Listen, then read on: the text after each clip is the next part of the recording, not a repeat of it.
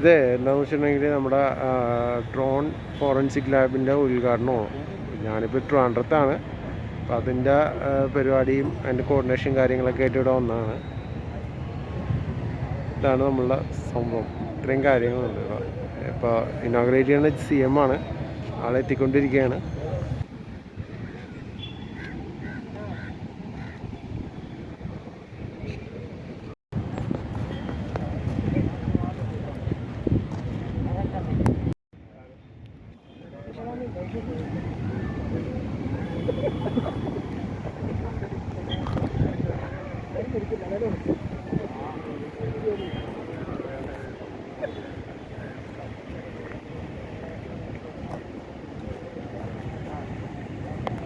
Demonstration കാണാം. ആൾക്കൂട്ട നിയന്ത്രണത്തിനും സവിശേഷ സാഹചര്യങ്ങളിൽ കൂടുതൽ ആൾക്കാരിലേക്ക് സന്ദേശങ്ങൾ എത്തിക്കുവാനും അപകട സാഹചര്യങ്ങളിലും ഈ ഡ്രോൺ വളരെ ഉപയോഗപ്രദമാണ്.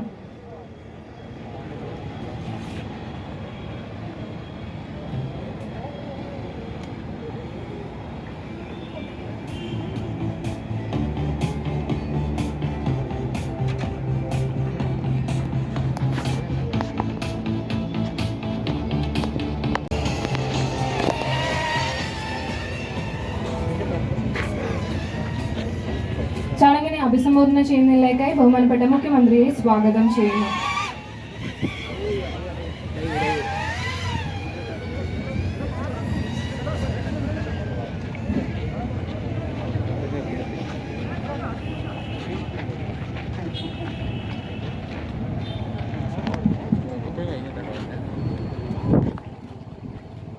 സഹോദരി സഹോദരന്മാരെ, അത്യധികം സന്തോഷവും അഭിമാനവും പകരുന്ന ഒരു ചടങ്ങാണ്.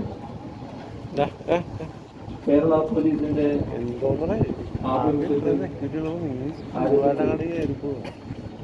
നമ്മുടെ രാജ്യത്ത് തന്നെ ആദ്യത്തേതുമായ ഡ്രോൺ ഫോറൻസിക് റിസർച്ച് ലാബിന്റെ ഔപചാരികമായ ഉദ്ഘാടനമാണ് നിറഞ്ഞ സന്തോഷത്തോടെ ഈ ഡ്രോൺ ഫോറൻസിക് റിസർച്ച് ലാബിന്റെ ഉദ്ഘാടനം നിർവഹിച്ചതായി ആദ്യമായി അറിയിച്ചു.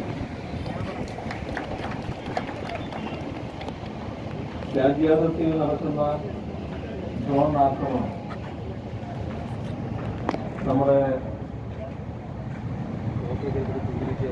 നശീകരണ പ്രവർത്തനത്തിന്റെ ഏറ്റവും വലിയ ഉദാഹരണമാണ്.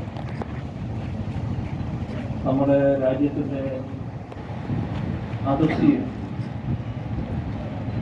നടന്ന ഡ്രോൺ ആക്രമണത്തിന്റെ വ്യാപ്തി നാം കേട്ടറിയണം. പോലീസ് സങ്കേതങ്ങൾ, പ്രധാന തന്ത്രപ്രധാന സ്ഥാപനങ്ങൾ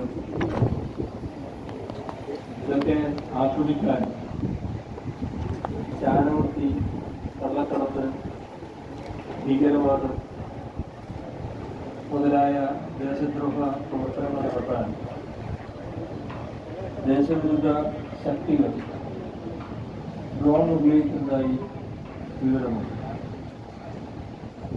ഇതെല്ലാം പോലീസ് അടക്കമുള്ള രാജ്യത്തിന്റെ സുരക്ഷാ ഏജൻസികൾക്ക് വലിയ വെല്ലുവിളിയായി മാറുന്ന ഒന്നാണ്. ഇത്തരമൊരു പശ്ചാത്തലത്തിലാണ് ഡ്രോൺ റിസർച്ച്